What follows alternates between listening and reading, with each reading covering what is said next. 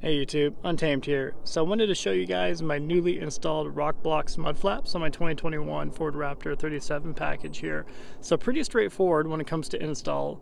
I think altogether it took me a little bit less than an hour to do all four of them here, and I did that in the dark last night. So this is actually my first time seeing it during the day, and I think it turned out quite nicely. With that said, you can adjust them and tweak them a little bit for your liking once they're already installed. It's not a one and done placement kind of a thing. So let me show you here. I'll start over here to kind of show you with the wheel cork to the side. So over here, the fronts are wicked easy.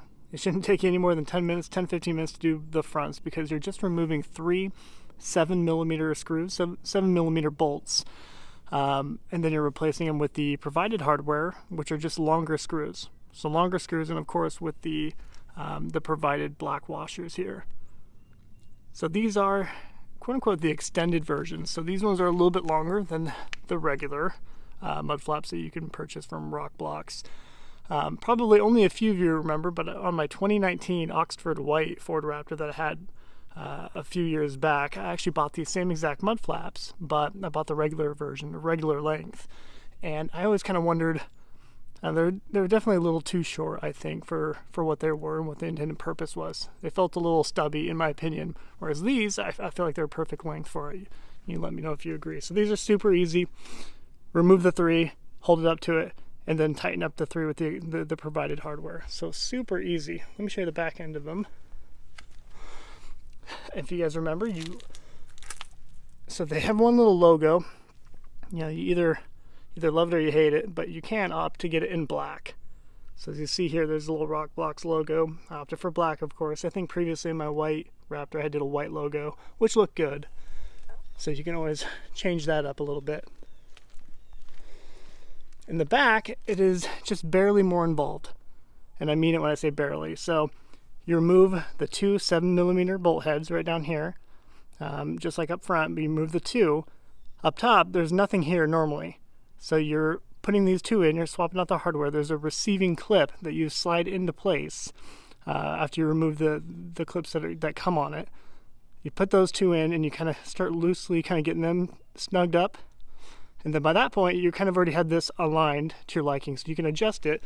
And the good news is, it's kind of hard to misalign it because it is flush with this fender line right here. So it's pretty straightforward. And once you have it up there, the only quote-unquote sketchy part is you take a quarter inch drill bit and you drill a hole through just the black piece here, the fender flare, and then you put in your clip, your receiving clip, to drill it in.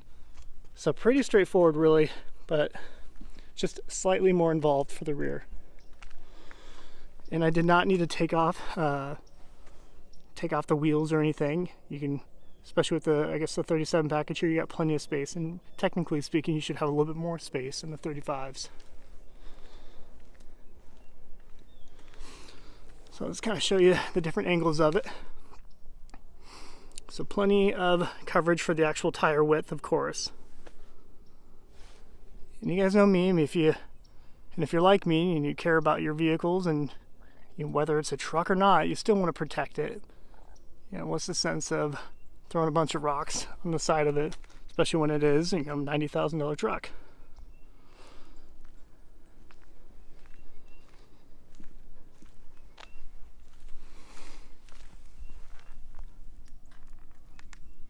So I think they came out nicely. It just offers you a little bit more peace of mind.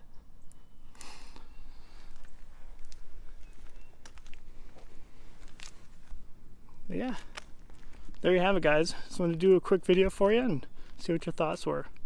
Let me know if you have any questions. Appreciate you watching as always. Until next time.